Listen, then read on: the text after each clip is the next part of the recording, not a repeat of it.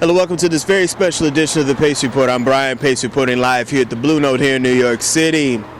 Drummer and leader and entrepreneur Omar Hakim has played with some of the most important, if not iconic musicians ranging from the world of jazz, R&B, and soul, the likes of Weather Report to the great David Bowie, Chic, Nile Rogers, as well as Daft Punk, just to name a few.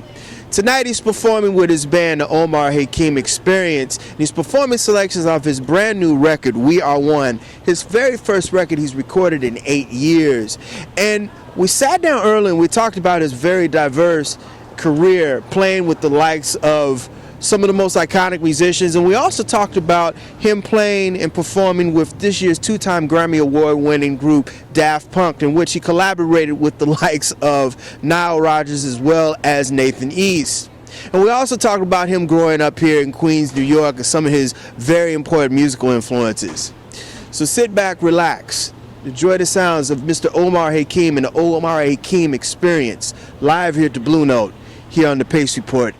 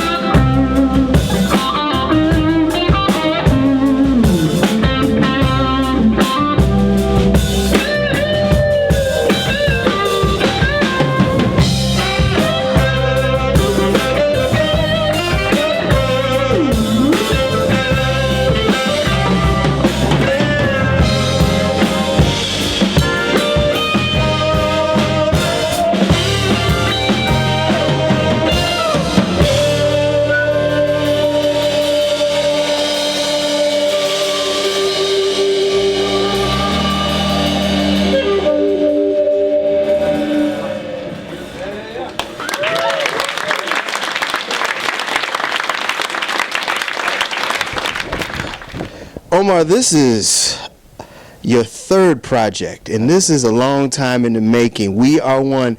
Tell everybody about the concept and why this took so long. Well, let's start with the concept first. I've been a professional musician, professional drummer for about 45 years.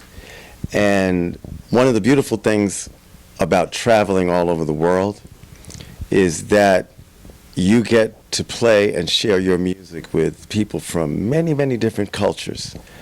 And in my travels, because I didn't get a chance to study the languages of every country that I visited in my life, I realized the beauty of music, because no matter what language you speak or don't speak, everybody understands music. Everybody connects with music. And music is that unifying power, that unifying force across the world that makes humanity one. And I wanted to discuss that concept on this record, We Are One. But also, there is a lot of religious and mystic writing that points to humanity and the physical realm as a connected spiritual organism, you know. And no matter where you look, there are references to the light and sound that join all people together. It's in Christianity, it's in Buddhism, Judaism. You know, you've got people lighting candles and ringing bells all over the world in the name of the creator that they understand, or whatever name they give to the higher power.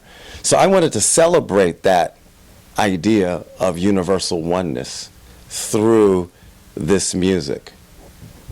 Tell the viewers out there some of the special guests on this record, because, you know, again, your background, and we're going to talk about this later, your background is so diverse that, you know, it doesn't surprise me with the people on this recording. Yeah, well, the beauty of the recording is it's not only, you know, chock full of some great musicians who are band leaders in their own right, but more importantly, we're all friends. This is more of a meeting of the hearts and minds, more so than an all-star concept. You know what I mean? Chieli Minucci, guitarist extraordinaire, leader of the band Special Effects. I must have played on 4 or 5 Special Effects records in the past. So Chieli and I have a very, very long history of working together, recording together, and that sort of thing. So it was very natural for me to get Chieli on board when it was time to do this. Gregoire Maret, genius of the harmonica. You know, there's only a few guys that have that much facility on the harmonica where they could basically play anything they hear, anything they feel, and you know, you just feel the unlimited kind of palette that they're dealing with as a musician, you know. And Gregoire is one of these special musicians. What's mind-blowing is that he's doing it on a harmonica. You know what I mean? It's like you don't think about the harmonica in that way all the time, and the command that he has over the instrument. So it's a color that I've always loved on records, like from Toots Thielemans to Stevie Wonder. I've always loved this sound. And so it was very natural for me to write melodies for that instrument. Then there's some guys that I grew up with. Jerry Brooks on bass. Also played for Chieli's band Special Effects. This guy, well, first of all, we met when we were 14 years old, right? And we've been hanging ever since, playing ever since. Again, a virtuoso on the instrument, but a huge groove on the instrument. You know, I make the joke, you can build a skyscraper on Jerry Brooks' groove. You know, he's that solid, you know. And when he's in my band, I don't worry. Bobby Franceschini. Wow. Saxophone, flute. Another long time buddy. We went to high school together. Music and Art High School, New York City. It was a very interesting class of guys because at the same time, we had Marcus Miller there, we had Steve Jordan there, we had Bela Fleck there, Bobby Broom. It was a really interesting crew of musicians, Kenny Washington.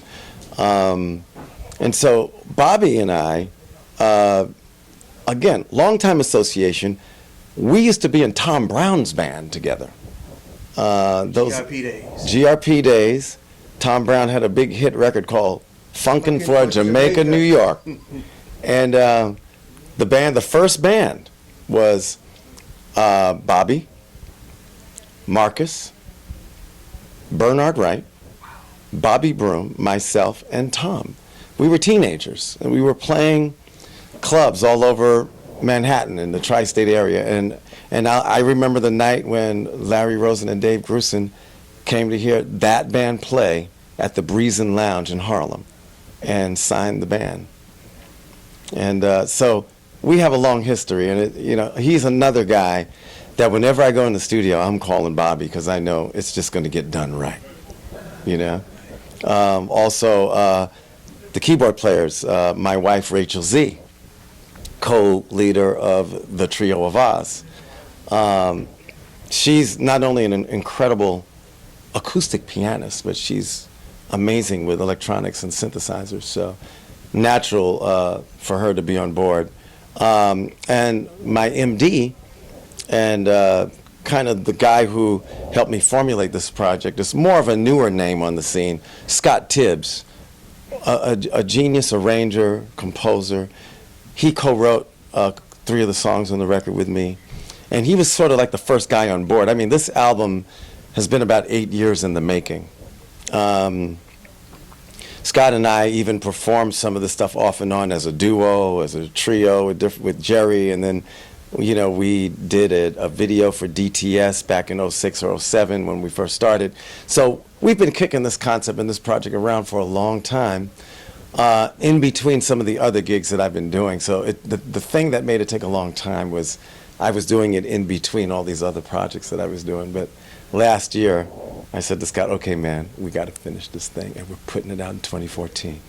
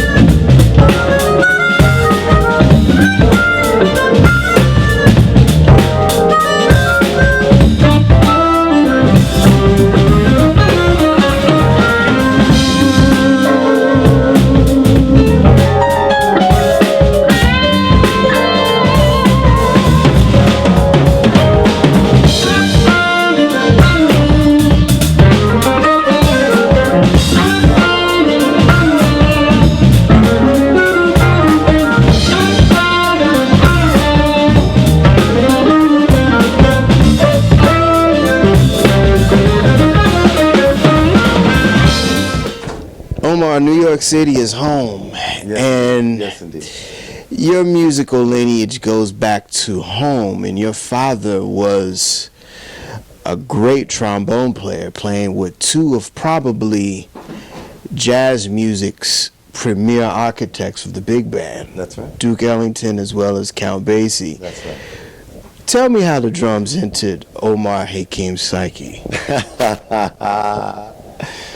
Well, you just described my upbringing. I mean, from the time I was born, You know, I was listening to the sounds of Miles and Train in the house, Art Blakey and the Jazz Messengers. These are the first records I remember hearing as a little boy. I received a toy snare drum as a holiday gift. And my Uncle Mel purchased this drum for me, my dad's brother. And they strapped the drum on my neck. And for some reason, I knew what to do with it. And I started playing some marching drum cadence, you know, that I heard on TV or something. And everybody went like that. Like, how is he doing that? You know? And it's weird. The drums, it was a natural thing for me. I just connected with it right away. But at the same time, the family on my father's side was extremely musical, so I would visit my Aunt Maggie and Uncle Mel on the weekends, and she would play piano, and we would sing songs together around the piano. And she loved to do that, man. And we would just, all afternoon, she would be teaching me songs. And that's probably what got me interested in the piano and singing. And then my Uncle Mel also had a guitar in the house. So, you know, I would put my hands on every instrument that I could, just because I was fascinated with rhythm and tone and harmony and melody. I even played violin for a moment in elementary school and got so good at it I actually won an award for it. But my love was the drums, though, you know. Who were some of the most influential musicians that played really, I guess, the rudiments, the beginnings of how you were going to pursue music as well as the drums? Well, that's a great question, man, because I would just say the guys that I grew up listening to as a young kid, those sounds that were filtering into my brain, into my psyche, because my parents were listening to those records. You know what I mean? And those records are shaping your thought patterns. You know, I grew up listening to Miles Davis and Art Blakey and Buddy Rich and Clifford Brown and Max Roach, Philly Joe Jones. You know, but at the same time, I was also listening to the Beatles and Earth, Wind and Fire and the Temptations and the Jackson 5. And on another hand, I'm listening to Yes and Grand Funk Railroad. And, you know, I was the Mahavishnu Orchestra and the whole fusion movement. I was taking it all in. I was like a sponge, man. You know, so on one hand, I'm playing jazz, swing, and bebop with my dad. On the other hand, I'm playing rock, R&B, and funk with my contemporaries, you know, in the local bands around Queens, the talent shows and the clubs. You know what I mean? So I grew up on this very interesting, balanced diet of these different genres. And I think as a result, it has made me very comfortable as a professional, and I didn't feel the need to become a specialist in one thing. I understood that allowing myself to be open to musical experience was going to be a lot more fun and interesting than being a specialist in either jazz or rock or one thing. I wanted to experience it all out of love for the music. And so throughout my life, that's what I've done. I just follow the music. You know, what's interesting about your career is that, we're going to go into this in just a second, that you had a palette of up-and-coming musicians. You and Marcus Miller go back from the beginnings. And I'm looking at you guys, 35, 40 years, you guys have played with a plethora of many different artists. You were at the right place at the right time in the late 70s and early 80s. I guess so. I mean, it was interesting. Radio wasn't so segregated in those days. You could turn on a radio station and you would hear on the same station the Supremes, Earth, Wind and Fire, the Beatles, the Rolling Stones, the Commodores, the Mahavishnu Orchestra, And yes, all on the same station. You know, it wasn't all boxed out. It was, back then the program directors played what they liked and they played what was good. And that shapes your brain. You know, it's like you get the feeling that that's how it's supposed to be. You know? Like Duke Ellington, that comment that Duke Ellington made about there's only one kind of music, right? Good music and bad. Right, two kinds, good music and bad music. Yeah. It's not for me, it's never been about rock, jazz, funk, you know, all of these subdivisions and subdivisions, and you know what I mean? You could go crazy with that, and I understand, you know, people that sell and package music sometimes need to kind of compartmentalize it that way, but it certainly also compartmentalizes the audience and you know, compartmentalizes how people think about music and creativity. You know what I mean? And I don't work like that. You know? Because you are such a diverse person. I want to know how, as a drummer, you tune into everyone's musical sensibilities, whether it's Madonna, whether it's Sting, whether it was Weather Report, whether it's even Daft Punk. How do you bring your vibe to enhance what they're trying to do? Well, what's beautiful about music is that if you allow it to happen, the music will tell you what it wants. You don't necessarily have to impose yourself on the musical moment. You just have to be receptive to the musical moment. And when you are receptive and you're paying attention, then you are open to adopt the idea of the artist, what they're trying to convey. Because that's really what this is about. It's not about me going in and I'm going to play the drums this way. No, I'm going to play the music this way. It just so happens that I'm sitting at the drums. What does your music need? You know, you learn the language of music. You know, you learn how to read, you learn the notes, you learn the scales. If you're a drummer, you learn the rudiments. But when it comes time to play, you play in the same way that you learn how to speak your native tongue.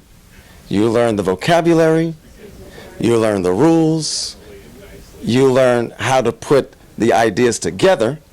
But when you go to talk, you just kick it with your friends. Right. You're not thinking about the technical aspects of what you learned about the language. You're just kicking it.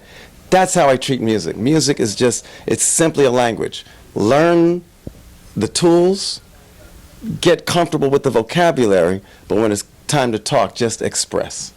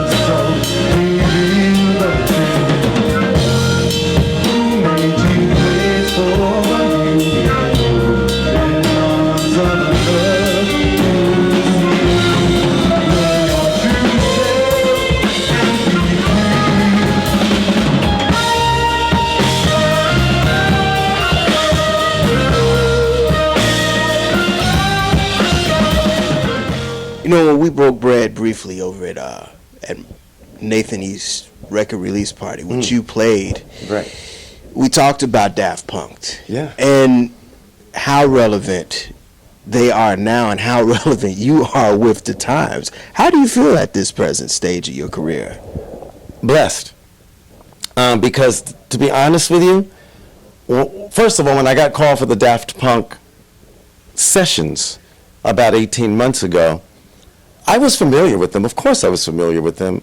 And even more recently, because I had heard that movie soundtrack that they did. That was incredible, right? Like, really great work, right?